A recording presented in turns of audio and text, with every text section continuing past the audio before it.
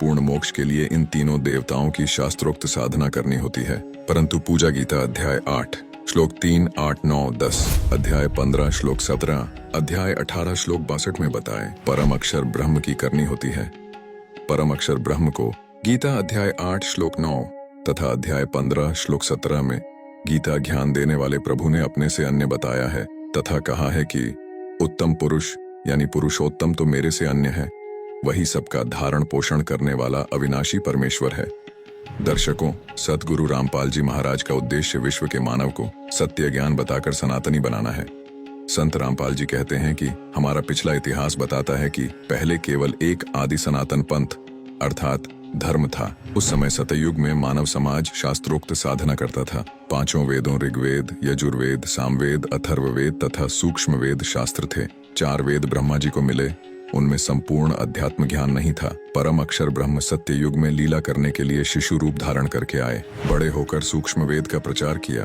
तब तक उस समय के ऋषियों ने 4 वेदों वाला ज्ञान पढ़ लिया था। सूक्ष्म वेद वाला कुछ ज्ञान 4 वेदों में न होने के कारण उसको गलत माना, इसलिए सूक्ष्म वेद को धीरे धीरे छोड़ दिया।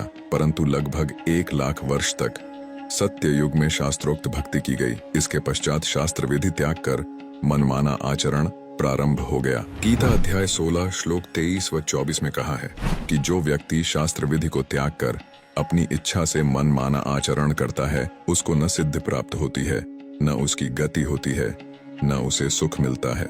इन 3 वस्तुओं के लिए ही प्रत्येक व्यक्ति भक्ति करता है। लेकिन जब मनमाने आचरण से कोई लाभ नहीं हुआ तो तत्व ज्ञान के अभाव से हम धर्मों में बंटते चले गए, जो विश्व में अशांति का कारण बन गया, जिससे मानव एक दूसरे का जानी दुश्मन बन गया है।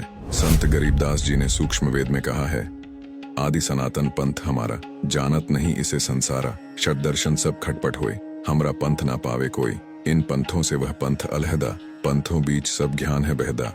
कैसे हुआ सनातनी पूजा का अंत? दर्शकों, हिंदू साहिबान नहीं समझे गीता वेद पुराण